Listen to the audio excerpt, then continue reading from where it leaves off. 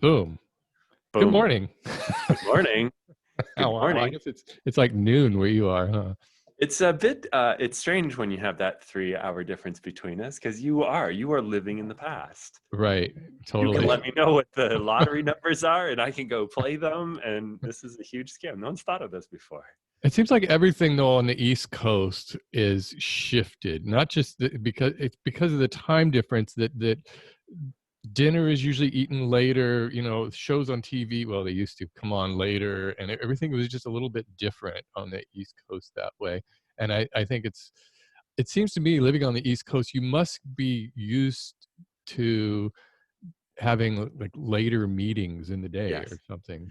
I don't think people on the West Coast appreciate that people on other coasts really have to Right. always take them into consideration, especially like whenever we were doing something in LA, like a podcast or something like that. It's like, yeah, we're doing it, 3 p.m. our time. It's like, oh, great. That's dinner time. Yeah. I don't know if I can do it.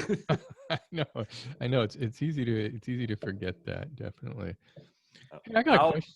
Go ahead. go ahead. No, you go ahead. You have a question for me. I have a question. Have you been hearing from people who saying they're not getting notified about YouTube videos? I mean, I used to occasionally somebody would get those and I would think, well, it was just some weird bug on there. But now I'm getting a lot of those. And a guy today just left a comment that said he found out that YouTube has stopped doing notification emails. Is that just like nonsense? I have not heard of that. However, I'm not surprised. We've had videos. It's actually kind of video specific, as in it's not something that happens like during periods of time or over a long period of time. But we found sometimes we'll upload a video and launch it, and just it gets no traction. That normal kind of Yeah. picking up viewers along the way. When you have a larger audience, you kind of know, even if it's going to be a slow video, you kind of know what those numbers are going to be. And there was one video that it was actually the final episode, the final video for the Dream Home Reno series. It was the end reveal, and I was so excited. I put so much work into it, more work than I had put into any other video that I'd ever made on YouTube. And found the right time to launch it, and launched it, and it just went sideways. There was nothing going on with it.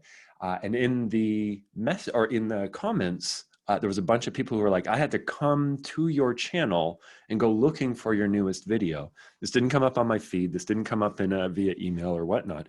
So yes, have had that happen. Addressed it. I brought it up to YouTube, and they're like, well, sometimes we do exactly do what there certainly is a bit of an environment of like never really saying like, yeah, pretty much, these quirks happen and this will happen and it won't go and it doesn't, whatever. You end up finding out that ideally, yes, they have no reason to throttle videos or have people like decide what is actually being promoted in people's feeds. However, the answer was they do have a ranking algorithm, quite like Facebook does, and they know what you interact with. And as much as we like to sometimes think it's like, I watch every video, sometimes it's like, yeah, no, a lot of the times I pass by these videos. So perhaps that starts building up. And when you're like yourself, you're subscribed to 650 channels, you, I guess, need to prioritize and rank those. That was what I got from YouTube. It sounds like an answer which would stop me from asking more questions. Right. So I don't know if that means like, yes, that makes a lot of sense, or if it's like, hey, we just do our thing. But we have heard it quite a bit before. Did this happen on a recent video, or this is just happening in general recently? Yeah, this just happened on my most recent video, and a guy said, wow, I just thought everybody stopped posting or something. And it wasn't apparently just my channel he was talking about. And I've heard this over the past couple of weeks from people, more so than usual, kind of the usual anomalies. You get some weird, quirks, I guess, and YouTube screws up things here and there. And, I don't know. It's not, I think if it were more widespread, I think we would hear more about it. And I don't think YouTube has just killed the notification to email, although I don't know why anybody would want to be notified by email. I thought all notifications were just mobile notifications. Honestly, I've never clicked the bell for any channel. I just don't do that. I don't I've use never YouTube. clicked a bell for any channel. Did you go through the period a little while ago about adding that onto your subscription call? It's one of the things, like, we Yeah. tried it for a little bit, and I did it because, like, I tend to, like, follow some people who are a little bit more young and stuff. So I have, like, a few people like PewDiePie or Max Mofo, or people who, like, really understand the platform. And it's like, when they start doing something, kind of, I'll be like, all right, that's kind of, if they're doing it, I'll also give it a try. Maybe there's some value associated with it. So we tried for maybe close to a year. If you haven't done so already, subscribe to the Clean My Space channel and click that bell icon if you want to be notified. And it sounds strange because you're like, well, isn't that the whole subscription exchange that we're doing? I subscribe and you just alert when you're. Then we added in the new thing, and it really didn't seem to make a difference. We know because you can see in analytics what percentage of people ring the bell or click on the bell. But there Right. seems to be a lot of people who don't click on the bell but still have no problems getting regular notifications and all of the rest. Did you I go think we through could that? I think we could all just use fewer notifications in life, really. I think that more and more people are just kind of like, okay, I just don't want to be notified of everything that comes through. Otherwise, you're spending your entire day just looking at your phone. I don't think any of us want that. But I think that what they were doing was trying to separate your subscription feed from I think, like, notifications are intended to be like a super subscription or something. Right. It's like you're subscribed, but this way we're going to let you know, rather than having to go to your subscription box. Because I think a lot of, especially newer people to YouTube, users of YouTube, don't really understand the difference between the home feed and the subscription feed. Because when it defaults to that home feed, when you land on either the browser or the mobile app, and it's easy to look at that and think, oh yeah, I recognize these channels, I subscribe to them. And then there's other things and older videos in there, and so it's a kind of a mishmash, that home feed. But when I years ago, I used to just bypass that. I was like, I just want to go straight to my subscription feed. And anymore, that home feed actually has good suggestions. I find new channels, I find all kinds of things on just that home feed.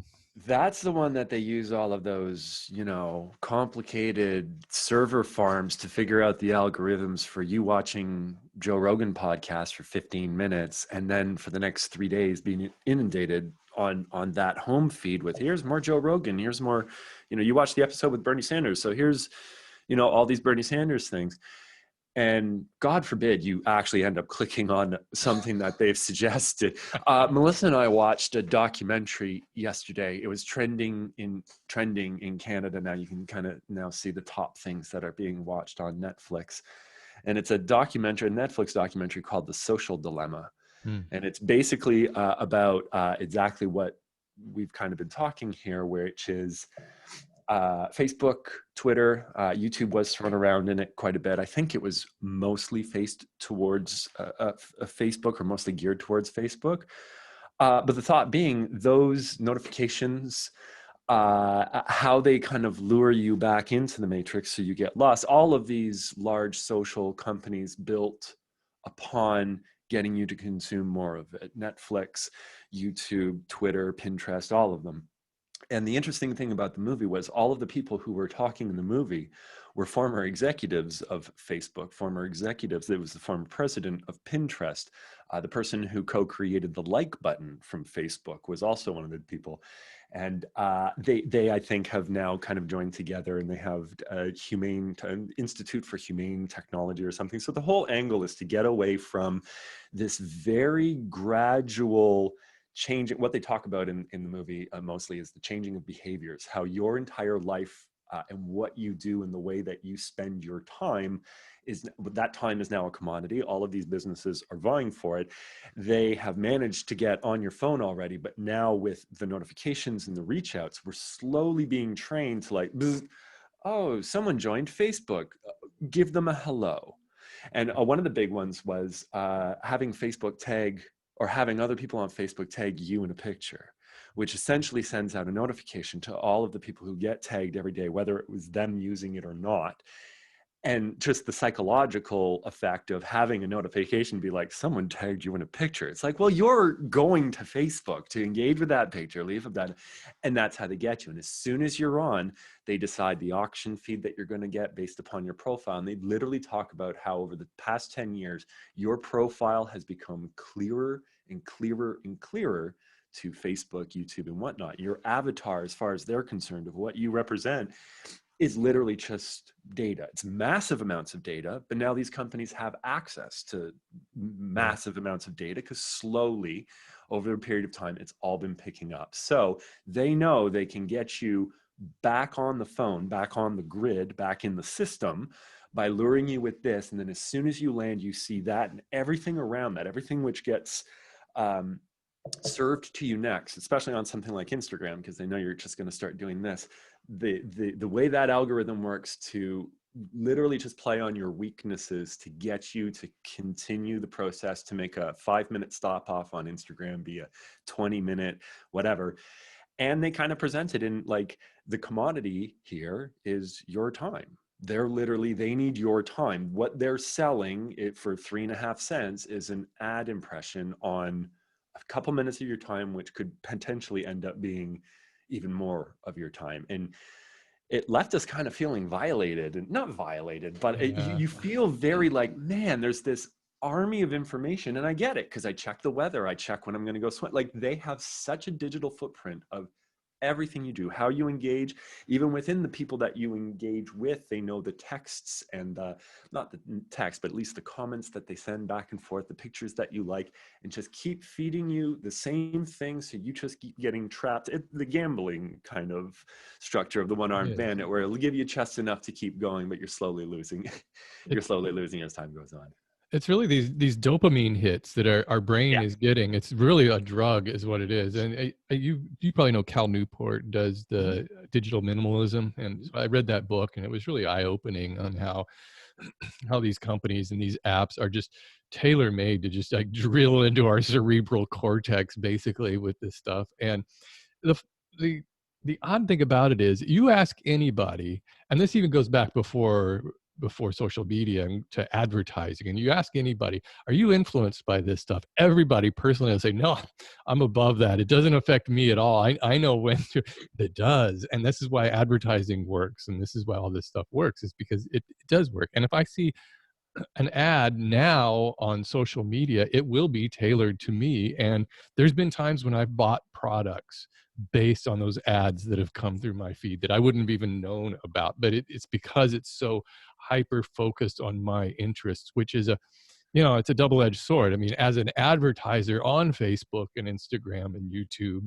it's good for me because of that data that they in Facebook especially, we've had so many sales based on Facebook ads because they're so targeted. So you're not wasting time advertising to somebody who's not the least bit interested in your products. But I've had to definitely shut off notifications on my phone on a lot of things. Some things it's hard to, and I feel like this need for, somebody posted a picture of one of the projects in one of my courses that they just did, and they tagged me, and they kind of want to see like, oh, what do you think about this? And I always feel like it's my responsibility to respond to that. And I do, I always respond, just a word or two that looks great or whatever. But then I think, wouldn't it make more sense if I just did all of this at one time rather than popping in throughout the day? Because I think, and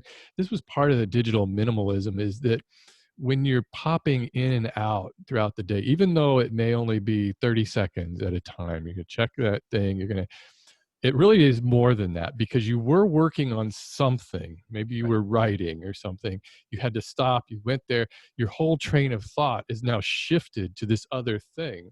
And so it's actually costing you a lot more time, rather than if you just do things right in order of, complete something and then or finish some.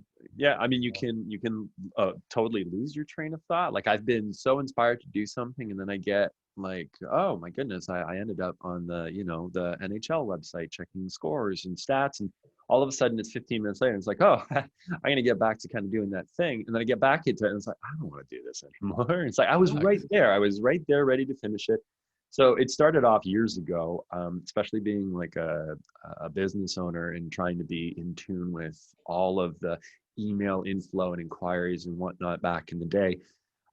We used to, when I started a web design company in 1999. And it was at that time that I was like, the only way I'm going to get people is if they email, and within 30 seconds, I'm either emailing them back or using their phone number and getting them on the phone. So I would try to be as responsive as possible to whenever someone was, but that's just like you're hungry and you're trying to like do whatever. And I realized after a few years, it's like, well, the business is going to come either way and I don't need to be jumped that much on top of it. Plus it's also doing me a disservice to interrupt my day to go and kind of do this thing. It's taking away from my creative time, it's taking away from whatever. Plus there's no boundaries. So the first thing to go was like, okay, no more email notifications. And I uninstalled the email app on my phone. Really? That's a big step. That was a great one. Fortunately, you know, I've afforded myself the position and we have people who now answer all of those emails. So I brought up the story saying like, I of course understand because I was once in a position where you had to do that as much as that could have been the right or wrong thing to do. But now there are people that do that. So I don't have to worry about that further to you're like making sure that you reach out to the people who take the time to like do a project or like send you something to be, hey, look, you inspired me to do something and here it is. So you're right, always take the time to do that. But it was just becoming so overwhelming. And now the new overwhelming, and we stopped the movie several times while we were watching it last night. And one of the times we stopped it, Melissa turned to me and she's like, it's like I need two phones. I need one phone with text messaging and calling so that my family, friends, emergencies, that like the old safety phones that they used to sell for your cars, like, hey, it's $9.99 a month, you keep it under the seat or whatever, and if you're in a traffic accident and you need an emergency, you use this phone.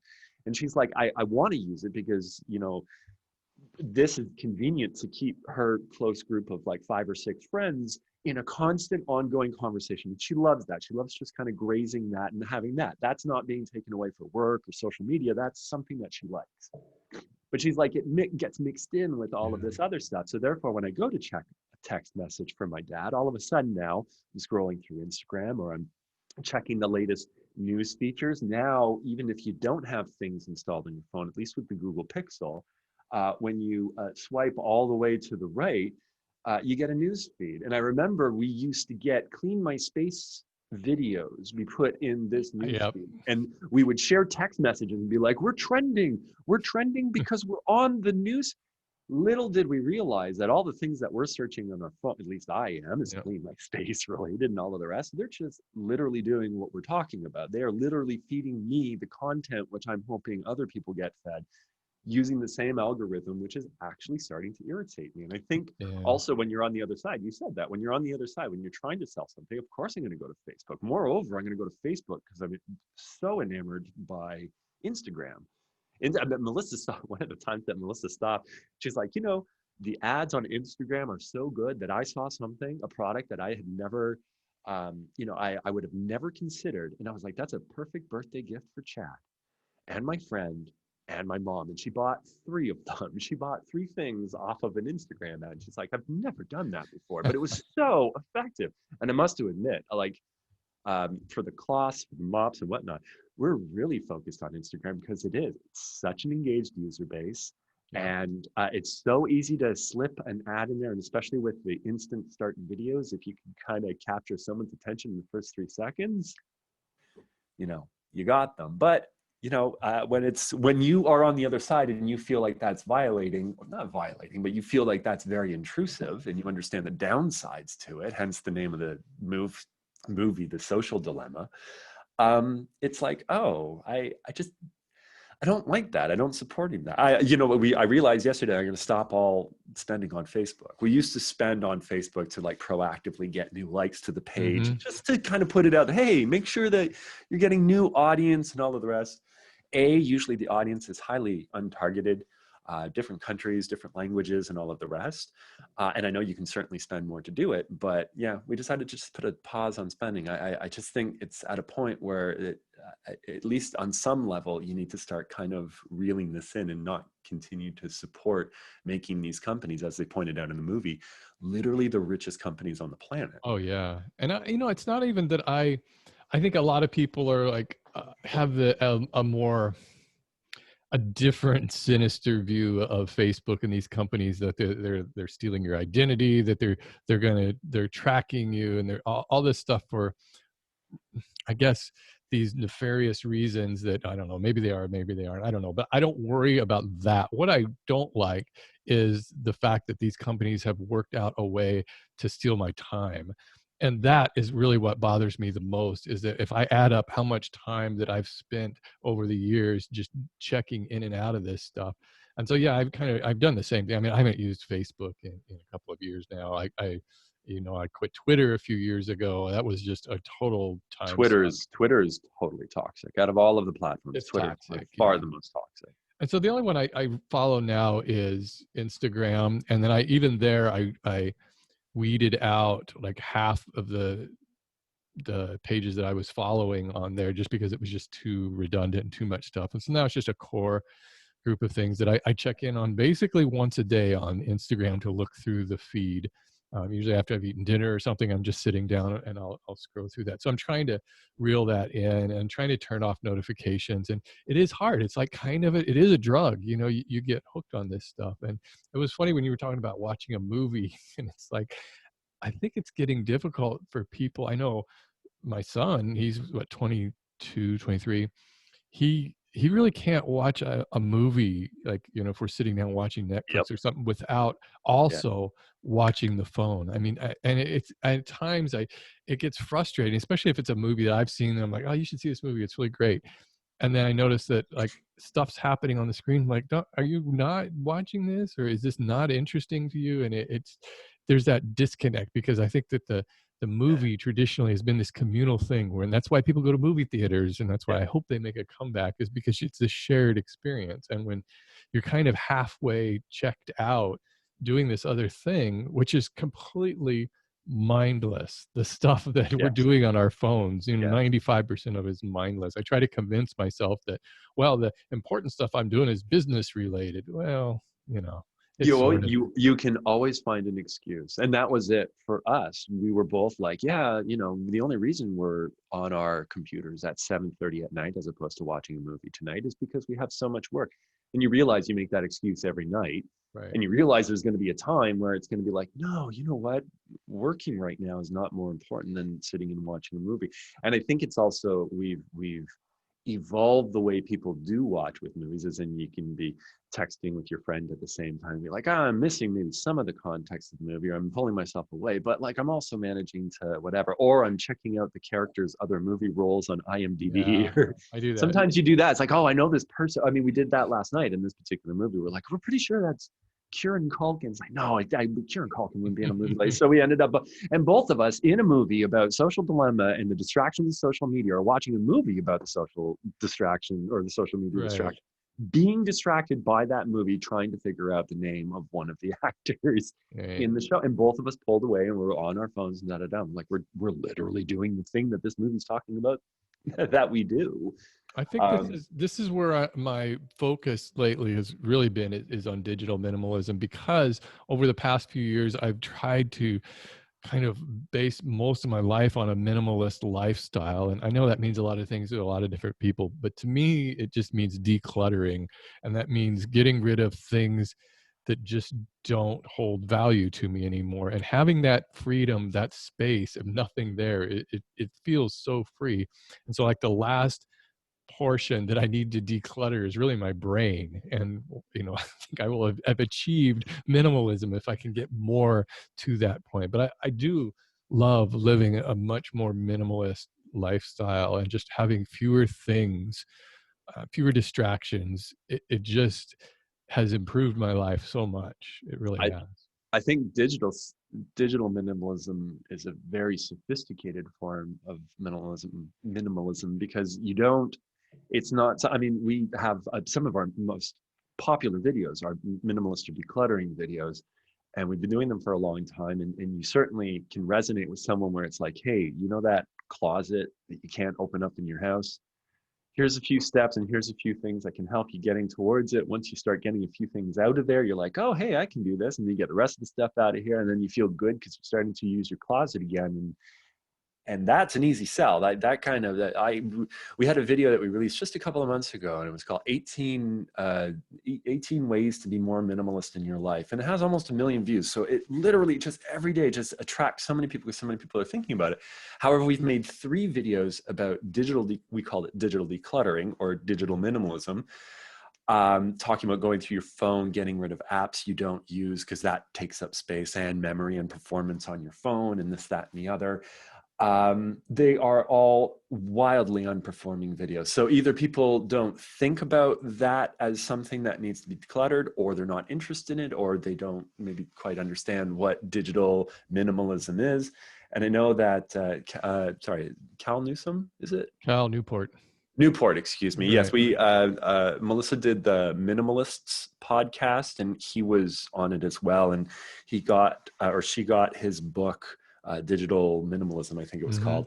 And it just eye-opening. Like, this is something that was being, that has been talked about for quite a while, but in the general public, people don't look at the amount of space and time which is being taken up digitally. And it's that sneaky, you don't realize it's happening because it's the overall point of the movie is they're just training you to accept this is the way that you now interact.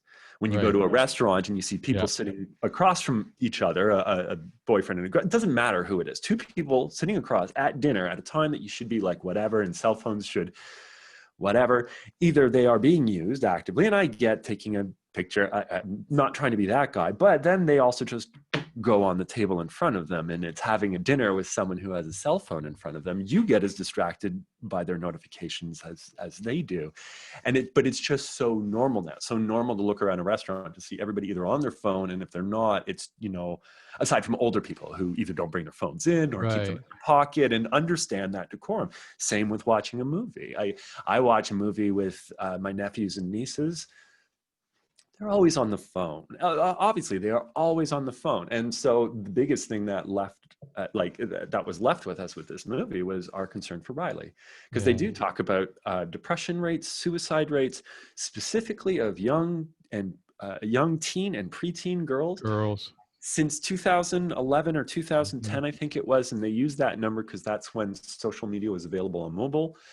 And just where we have ended up in the short 10 years of seeing the ill effects mentally on children, and them not having the basis that we grew up being like, on a day that, your parents were looking after you and it's like you were bored. It's like you were bored. You either went outside or you found a new toy or whatever.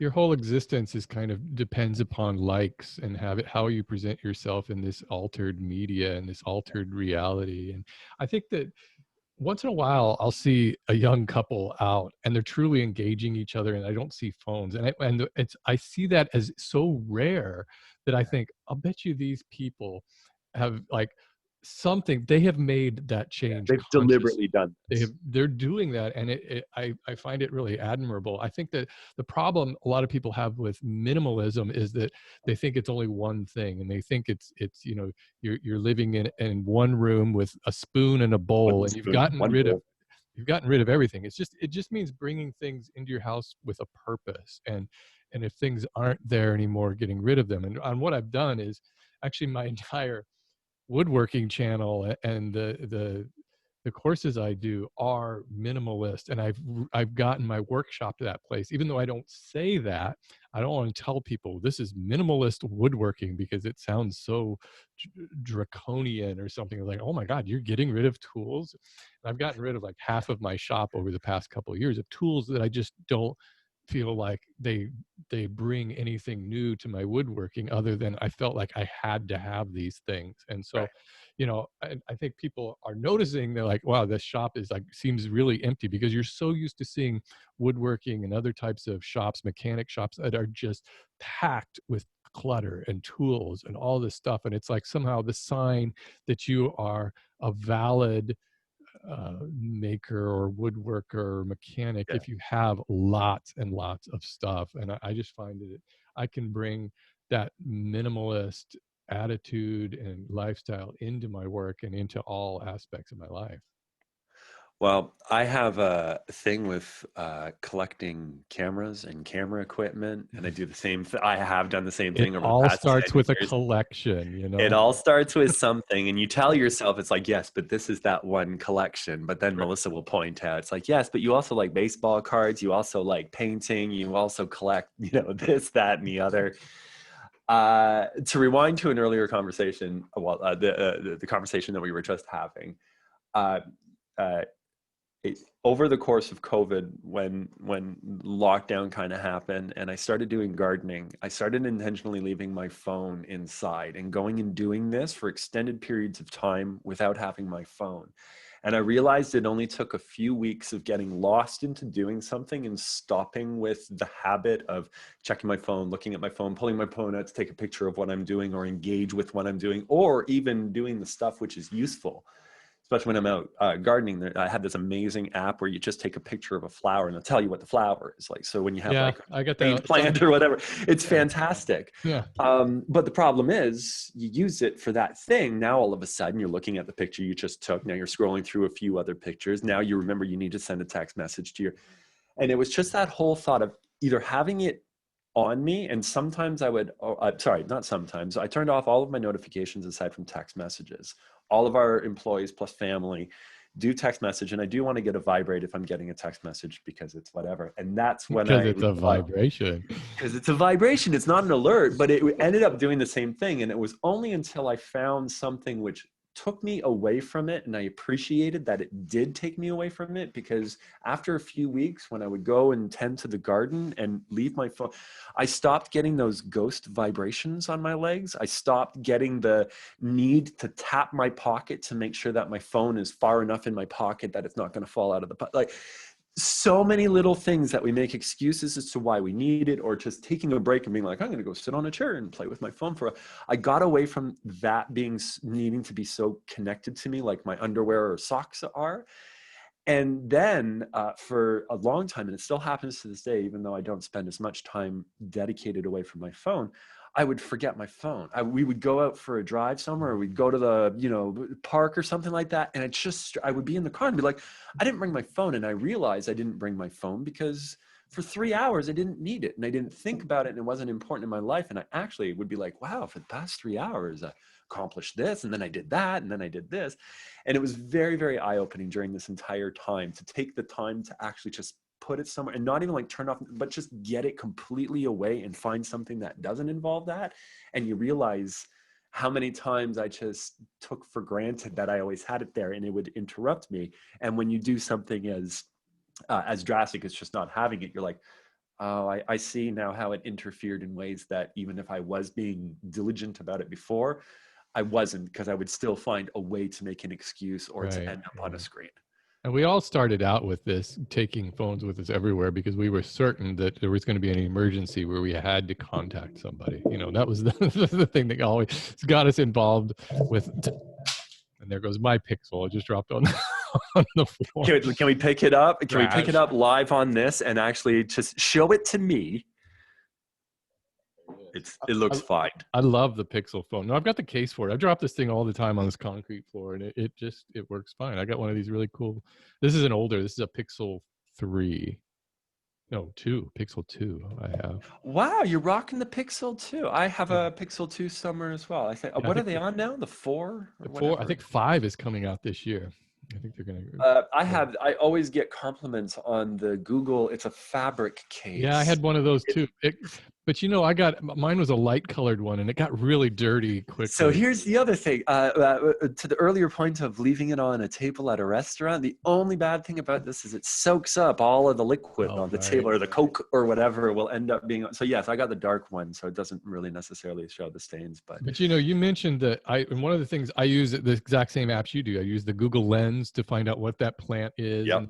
and then I use the Google Keep. And that's where right now I have this thing of podcast, things that I might want to bring up while we are talking on this podcast.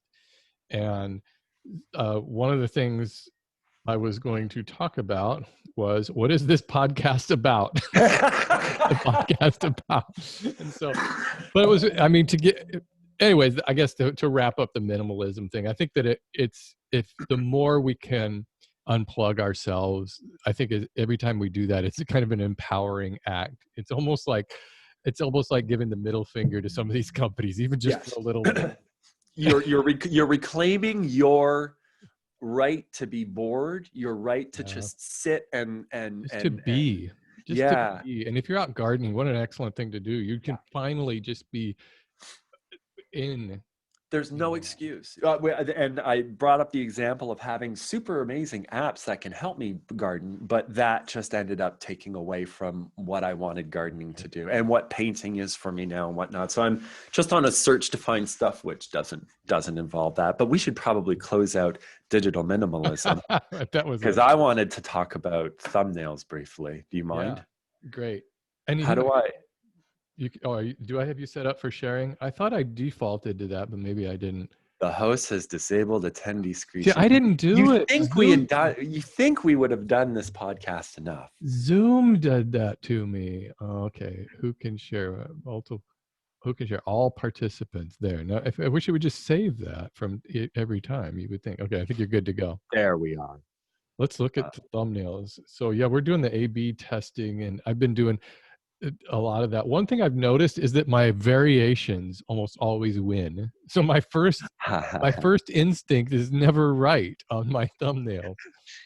So this might end up giving you some. I have quite a few. There's some of the older ones, but I don't think we've done this in the podcast sense. I know that we have done this on ones that we haven't recorded, but here, let me, where is it? Desktop, I guess, is what I share. There we go. There we go. Ooh, and can you see that? There we go. What was up with my files? Do I have too many files? No, I could see all of them. This is one of those huge, it's, I don't know, 26-inch screen or something like that. I used to be they seemed pretty organized. It seemed like it wasn't my, it's funny because I was at my dad's house last time I was there, and he has a desktop computer, and it literally, there's no space left on the desktop. He puts everything right on that desktop. So we'll let these load up rather quickly. And then, especially most recently here, we can actually start with some of the more recent ones. We're actually starting to get some of these show up. Are you able to see this okay? Yeah, it looks great. All right. So here was an example of one that was doing well. So, okay. So originally I used to go into analytics, find out the click-through impression rate of a thumbnail. So basically the amount of impressions versus the amount of clicks that a thumbnail gets. And I would reverse order those to see the lowest engagement with the most amount of recommendations, if that makes sense. So I certainly wouldn't worry about a video that just clearly wasn't getting recommended, because it's hard to see any probably statistical differences. But this time, or recently, I've moved away from that completely, and I've thrown in even ones that are performing very well, just to challenge myself to see if I can find ones that perform better. And the blinds one is actually a perfect example, 6.5%, which is, I don't know how many you've run through this, but I haven't seen many 6% That's huge. click-through rates.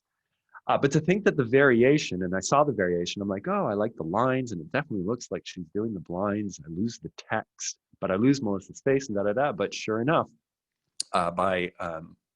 it looks like it's 8.4% higher. So it looks like when that ends, I'll probably be changing that one. And here's another one. This video, Cleaning with Lemon, has 2.5 million views. Not that 3.83% is a great click-through rate, but again, an extra full percentage point with Melissa not doing something silly with the lemon. I think that this is a good one to kind of examine here, because I think there's a couple things. One, this and the one you just showed, the ones without the text are doing better. Yes. And that kind of flies in the face of conventional YouTube wisdom, where they say always have text on your, but especially with the lemon one, I think it's because you can see her smiling. I think the smile makes a big difference. We thought that, see the big buggy eyes and the thought of like, oh, it's a surprise. It's that wacky. It's silly. Yeah, it's the silly face. I mean, it's fine. It got 2.5 million views. Certainly a successful video. I'm not gauging it just off of the thumbnail, but I thought it was a good thumbnail, at least at the time. But yeah, I'm certainly moving away from the text, especially when the text ends up being the same thing that you're saying in the title. And that was something that Tim Schmoyer pointed out to me, which I fully agree with. The next one, this is a personal one. This is the most important video that I've ever made, because it made it for my daughter, and it was the makeover of her nursery. And I was stumped because I had this great this time thumbnail they don't want to, people don't want to see you. People don't want to see me. So before I posted this thumbnail, the original one in this particular A/B test with just the finished after product, it was just because the angle looked good. And I went and I checked a whole bunch of other nursery makeover videos, and a lot of people just end up putting the finished product. And it's like, if you're interested in seeing how we got to that finished product, here you go. I guess it kind of lets you know what the click is going to be like. I saw this other one and I'm like, I'm holding little baby Riley, and I was literally showing her the room, and I thought you could kind of see that I was holding a baby.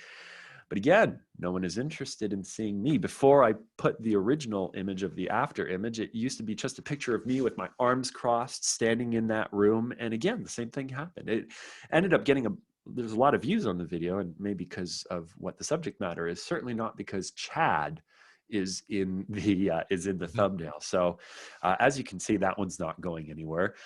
Here's one, the next one. We had really been struggling with this one because we had put just Melissa's face and my face, kind of like boxers do, nose to nose. Right. I remember that. Yeah. Yes, yes, that's right. Because I was running a test with what is now the original.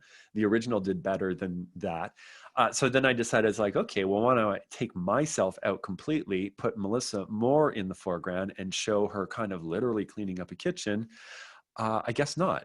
I'm not too sure. It's a very small variant, so you don't know about that one. Don't you think it's because the thumbnail supports the title? Yes. And that's it. I think we're kind of getting away from the whole thought of it needed to be like, oh, it's this husband versus wife thing. And that's why I also moved that to the end of the title. It used to be a husband versus wife, clean with me, 2019, something or other. There's look at that. All right, I'll admit that is a little bit of spamming in the title. Me throwing in 2019, that's not needed. Oh, no, but you see that a lot. People do that because it's like, oh, okay, I want to get the most up-to-date version, obviously. Right. Now you got to do 2020 version. This next one, I have. Yes, we have actually. Right. So, but we don't put the 2020 anymore, right. Especially at this point. If you're putting 2020 and it's like September, it's like we get it. Right. The massive basement cleanup. This video also did quite well, but when I noticed that the original click-through wasn't all that great, I switched it to a pic which kind of shows that Melissa's pregnant, and it kind of looked like two people talking in a basement. It's doing mildly better, but I guess we'll see how that ends up doing. The next one is a clean with me car. That's a difference of, I've seen a lot of YouTubers, especially young YouTubers, kind of do this little thing here where they do a highlight shadow to kind of draw something out of the background. So I tried that with this one. This is a picture of Melissa vacuuming her car, and I extracted her from the thing, and then I added a glow to her. And instead of just having it be a glow which kind of provides some 3D separation, I went with the yellow because I found yellow and orange are very good colors they're very eye-catching colors. Well, I don't find that. Everybody finds that. They just are. Anyhow, apparently not as much as, again, one of these 3-panel multi. I honestly thought the yellow one's like, yeah, that clearly looks like someone's using a vacuum in what appears to be a car. And if you were to read the title, you'd kind of pick up that it's a car. And I find that with these small multi-panel ones, it's really hard, at least for my old man eyes, to actually make out any of the stuff that's going on. But perhaps it is just that clutter. And I know that I've shown these before on while we've been doing these about some of the cleaning videos, and they use like 6 panels and put a line across here and have all these really like having 6 thumbnails in one thumbnail, but apparently it works. This is the one that I messaged you about, Steve, because I was like, hey, do circles work or do arrows work? You texted back too late saying that circles work, and I had already committed to the arrow. And but as you can see, arrow. Yeah. the arrow is already moving the click-through up. I Not a think we're whole having the bunch. same thing here that I had, whereas I couldn't see the arrow I experimented with. This one, I don't really see the circle, at least on this tiny bit that I'm looking at here. Oh, this is just the arrow. Right, I can see the arrow fine, but the circle one I don't see. Or is there a Oh, circle? there is no circle. So this Oh, was okay. the original without. So sorry, when I was doing this, I was like, hey, should I Oh, circle what she's doing or gotcha. should I point an arrow? Oh, And we'll you were see like, hey, the circle works. if But you'd done it circle, that thing would have had billions of views. I think it probably would have been like a 40% click-through rate. So anyways, after this one is over, after start date September 9th, so I don't know, a few more days, this will be over. So it What? looks like this will probably be the one. And then I'm going to pit this against the exact same version with a circle. And we'll truly see what works. So here's one of the things I'm kind of struggling with on these A/B tests is that I've been doing those only on my videos that as I post them, the brand new videos, because I just haven't had time to go through and do any backlog videos. But it takes like a minimum of 4 days to really see the difference. I think Yeah. I think it's a minimum of 4 days or something like that. And by that time, a lot of people have already watched. That huge surge of initial viewers have already watched the video. So I kind of feel like if the variation does better and then I set it, then I've missed out on a whole bunch of views that I could have got if I had done that to begin with. I can see it would make more sense to go back on some of the older videos. But then again, I guess it can't hurt to be. Well, I think you end up seeing the trends, so you end up starting to see what works better. That's the thing I love about this, is because I don't think there's one thing that's going to particularly work. And I'm still left with those new videos and that same dilemma that you're talking about, where it's like, all right, here's 2 really good ones, short of being able to A/B test it. But as soon as whatever I A/B test on day 1 is going to have a completely artificially inflated click-through rate, because it's all, the people who are going to be watching the video for the most part, regardless of what the thumbnail is. Well, and the tests don't start until like midnight after you post it anyway. And I don't know if I asked you this before, but after all of this testing, have you noticed one thing that you just absolutely know is just thumbnail death, that you'll never do again in a thumbnail? Text. I know I talked about it before, but text is, I thought it was like, oh yeah, you're really helping by trying to figure out how to make the most. And I still sometimes see videos that trend, and people who do very good thumbnails use text. But I find that if it looks more like an interesting still from a video as opposed to a contrived thumbnail, ultimately, I don't know if that actually does do better. However, I like it better, and I've seen better results in what we do by doing that. Because we have gone through the glam stuff. We were, we not the glam stuff, but we have put a lot of thought into doing. We do photo shoots on a monthly basis for social media and all of the rest. And I started getting to the point where I was like really doing complicated Photoshop, like eye-opening, like Dude Perfect style, like really putting a lot of thought and effort into these thumbnails. And I realized you certainly got some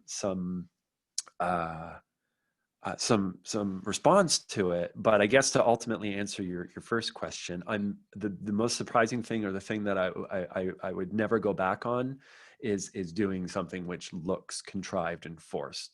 The aim now is to get it as a really interesting still, eye-catching still from the video, and it has interesting angles and colors and all the rest, and maybe an arrow or a circle to help accentuate it, but not something which is so like, and over here in a big giant thing, like 5-minute craft styles and like the big color blocks and just like the intentionally clickbaity. And I think the same kind of goes through with your title. It's Yeah. easy to be all caps, cleaning motivation 2020 and 2019, just in case. And Don't clean forget with the me all day. exclamation point. Yeah. Super huge disaster cleaning extravaganza in a real life home, not scripted. Like, I get it. Or you can just be like, hey, clean with me, and don't even capitalize it. And that Yeah. just instantly is going to be like a standout and whatnot. And I keep answering the question with a different answer. No, The that's thing fine. that I will never do again is look at someone else's thumbnail and try to copy that, I Yeah, guess. yeah. That's actually really good advice, because I was the same way. I used to do I had some thumbnails on some of my older videos that I would probably spend hours on trying to get this thumbnail right. I'd take multiple photographs, trying to get the lighting just right, doing the text, doing the boosting it in Photoshop, doing the little outline around the figure. That was kind of a big thing there for a while. And then but I realized that really what people want to see is an action shot. They want to see something that looks like it's actually a frame from that video. And I don't know if that's just changed over time, and it could be just channel specific. It could be more how-to type video specific. I don't really know.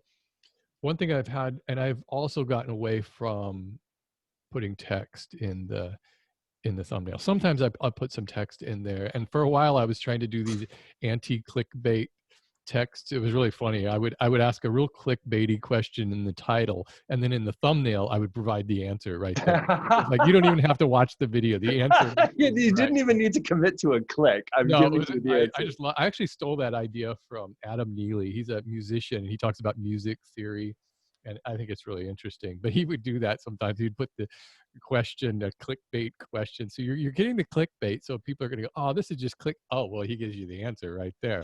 So it was really cool to do that, and I had really good results with those, and people really liked that. And sometimes I still do those. But in the past couple hundred videos, I've probably done like 5 where I've actually taken a photograph, Yeah. just because I couldn't find a good still. And sometimes that's a problem, is that they just like, I watch the whole video and I'm like, God, I didn't do anything that really looks interesting in this whole video, Sometimes when it's, with us, if it's just like mostly A-roll of Yeah. Melissa and very little B-roll, it's like sometimes an angle of a toilet or cleaning in a certain way will work, but then you're like, man, I have nothing. So you're ending up going through the video just trying to find a nice part where you had a natural smile and your Right. face, your mouth doesn't look kind of all weird.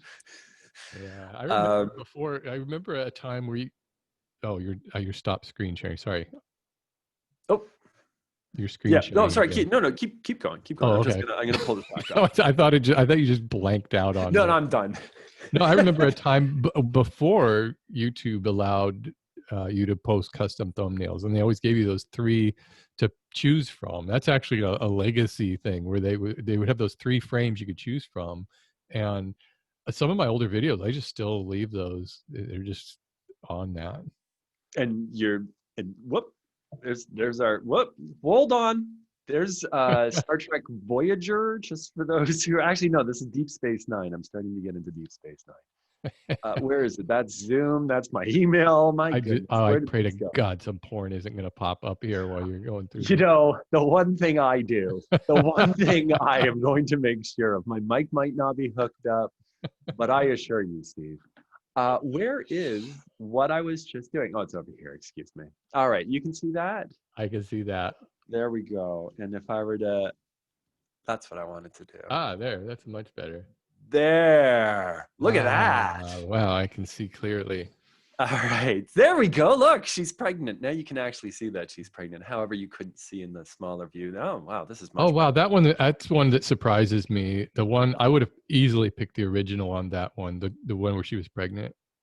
The original, I think is to me, that's way more engaging, because it's just such a mess. Yeah, and it's this interesting. So here's what I really like is the security camera angle. Yeah, So this was a GoPro like clamped on top of a shelf, and I positioned it very, very high because we were cleaning this back area. I don't know if you can kind of see it. Anyways, this is where our basement is. This is our laundry room, and we're bringing everything in here to kind of triage it and then move it out. So I thought the clutter did it.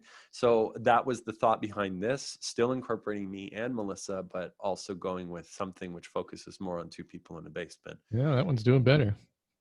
This one we talked about, that one we talked about. Here's another one, moving away from Chad, and moving to Melissa. And even Yeah. just that, I think this is a more interesting thing. It's like, what is he like? She's just holding the towel, but there's a smile, there's eye contact, which I also know is kind of interesting. Sometimes when there's a mirror, it's also kind of interesting. I've found. I think we talked about this last time. Yeah.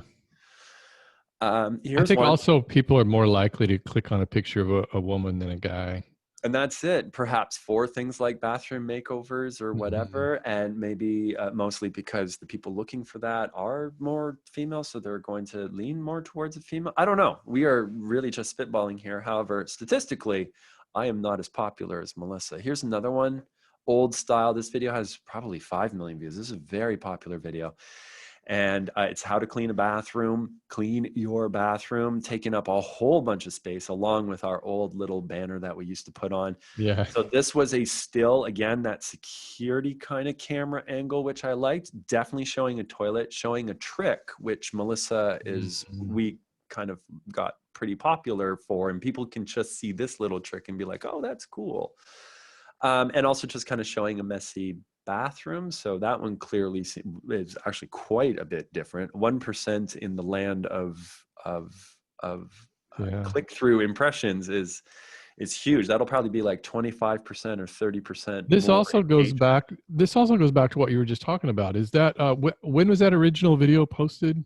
2012. Yeah, so that back then, that thumbnail on the left today almost looks dated because of what we were just talking about. Now, to me, you want to see like these screen grab pictures and yes, and that's exactly what this is. I mean, a lot of this was going through screen grabs. Here's another one. This was a screen grab that I thought was like, that's interesting. Yeah, she's certainly holding something. She has a look which is like, there's a smile. She's making eye contact. She is not the focus of the picture. Clearly what she's holding is, and maybe some people could be like, oh, that's a razor blade, and that's kind of interesting. However, it wasn't getting and isn't getting a huge click-through, possibly because not many people are interested in a video about reducing waste. I get that. I love the first one on that. The original, I think, is more interesting to me because it supports reduce waste, and it's just very little. It looks clean, right? Right. The other one is just waste. Clutter, right. And that's why I wanted something which, again, just kind of tested my, or challenged my preconception of what it should be. I did this one for, it's like maybe a garbage woodwork. Maybe people would look at that and be like, oh, yes, that's exactly what my garbage looks like. And I want to learn how, and maybe that would be more interesting for people. However, clearly not. Again, it's kind of pretty close. Go against us. Yes, and it is pretty close, all things considered. Here's one that I did recently. I rarely do the text anymore, but sometimes I will, especially for cleaning habits, because right now cleaning habits is a space that a lot of people are looking. I'm sorry, a lot of people are searching for that particular word, as opposed to cleaning hacks or cleaning tips, cleaning habits. Huh. And then, yes, I just went over to a still of wispy baking soda being poured out of something. I cleverly de-branded it. You're right. I just know. So this arm and this hammer, who we actually work with, they are one of our sponsors, and we have a great relationship with them. However, that's also very standoutish, and I didn't want it to be something about a brand standing out. That one, again, is pretty close. We'll see how that one ends up falling. Here's one that I actually thought would work. Here's the circle. Here's some, wow. Yeah, this really? one I would really, think that right? would be good. You know what I mean? Like, this one is like, I get how, like, literally half of this thumbnail is text, a big blue bottle, and that strip of clean my space. Huh. But again, picture of Melissa smiling, or not smiling, but like basically a picture of someone looking at the camera and versus just hands. However, I am surprised at this one. I thought this one was going to do quite well. That's a surprise. Yeah. Maybe if I changed the circle to red. Maybe it wasn't completely round. Yes, like an oval, like an egg shape. I don't know. What were you going to say, Steve?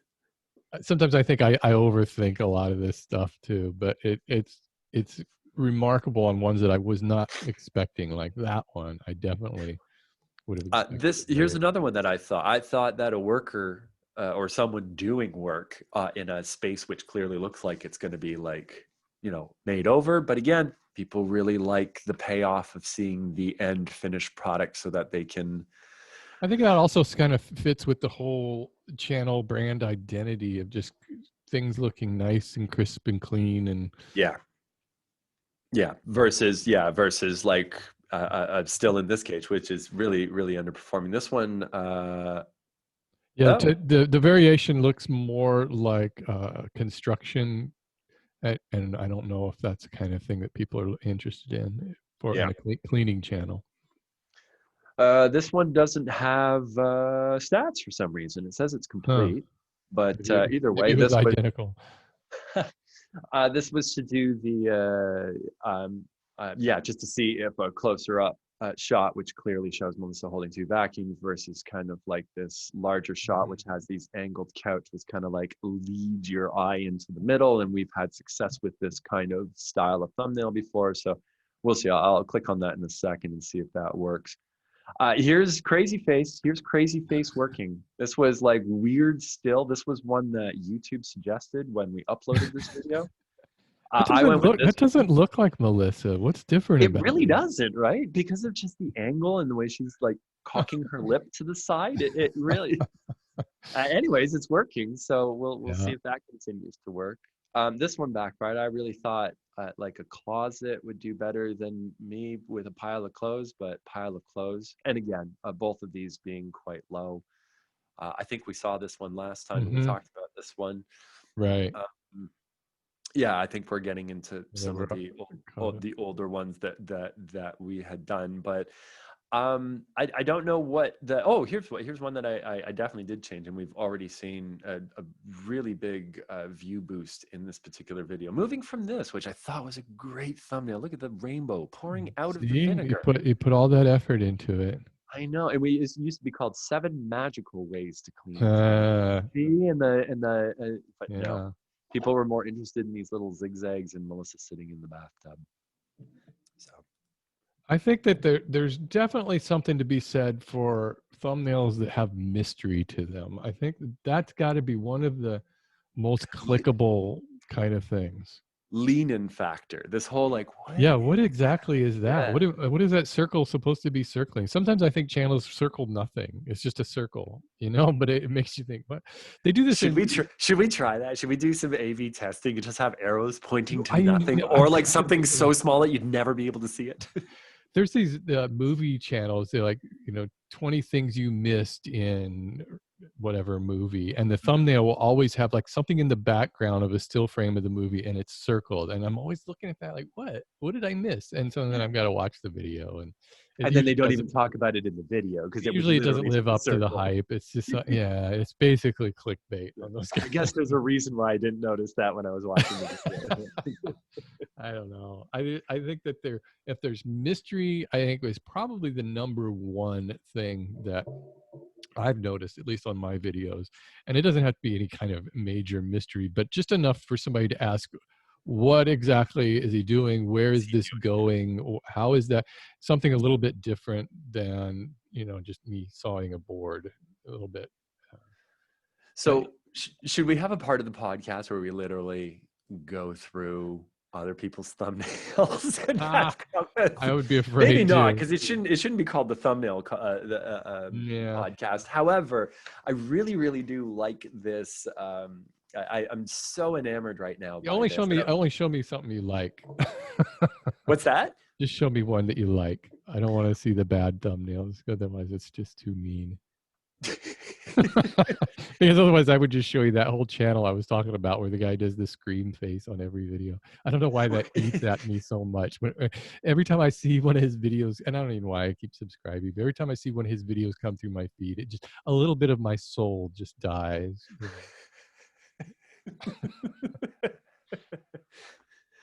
Where am I here? Here I am. There we are. We're still over here. Very good, Steve. Hour and 7 minutes. Hey, we did it. I got to get rolling here. I'm off to. Hey, guess what? The gym's opened up this week. 10% capacity they can have, which is about what a gym ever has in it. Most people don't actually go to the gym. So I'm Well, going to go to the gym again. This will be the first time in 6 months. So they just upgraded Marin County to red level. Now, now we're in the red zone. Remember I was talking about the color coding. So that means that restaurants can open with 25% capacity. A lot of restaurants are saying, well, we're not going to bother. I mean, if you have like 12 yeah, tables, that means you can have, what, 3. So yeah. it's not that big of a deal. But gyms, I'm happy about gyms being open. And movie theaters, too, are supposed to open. I'm not sure what they're going to show, but it'll be fun to actually go to a movie theater again. Yeah. And the sky is blue today, correct? It is bluish. Bluish. That's a start. It's better. It's better. I think we're supposed to have more smoke this weekend, but at least we're done with that weird red apocalyptic nightmare hellscape. That was a scary, scary thing. Jesus I saw how Christ. much engagement that got on your Instagram account. Oh, I know. Eye-opening. I mean, people are truly concerned. I mean, I know. It was like weird. So many people. Wow. It's amazing. But well, until Friday? enjoy the gym. Good. And let's talk about the podcast itself and where we can go with this. I know you saw that email I CC'd you in on. You probably saw that. Did you see that with Yes, Tim? Okay. with Tim. Yep. Some advice for setting up the podcast. So I think that sounds great. Just use a third party thing. Seems reasonable. Yep. And yeah. And I looked it up and chadandsteve.com is available. So you can go and get that, and everybody can Yeah. visit chadandsteve.com for more information about Chad and Steve Have a Chat. That's funny. More information about Chad and Steve Have a Podcast. Yeah. Hashtag, what is it? Cash App?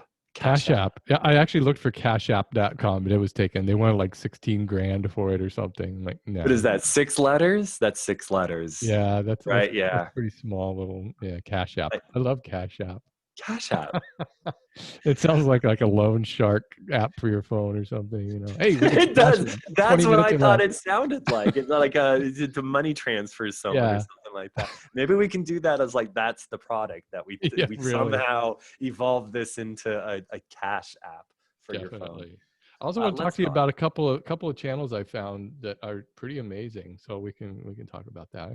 I've got my list of things. So I have a list of things as well. I'm just kind of checking them off as I go. What is the podcast about? I'm not going to check that off just yet because we still haven't figured it out. So I noticed in Tim's email, the last line was like, "Hey, so what's your podcast about?" Yeah. That's why, like, did you not read the title of the podcast? It's Chad and Steve Have a Podcast. That's what the podcast is about. I know. I want to tell him you're going to be a guest on it too. Yes. We talk about thumbnails. We talk about, I mean, it ended up being talking about YouTube-y things, a bunch of other stuff, but it Minimalism. is kind of mostly focused on YouTube. Yeah. YouTube and all things adjacent. Or YouTube adjacent. Non-binary YouTube. I'm going to share. I'll share some of those ideas. We'll talk on Friday, and we will make yet another podcast. We have a podcast. Steve. All right, Chad. I'll see you on Friday. Sounds good. Have a good day. Bye. Take care. Bye-bye.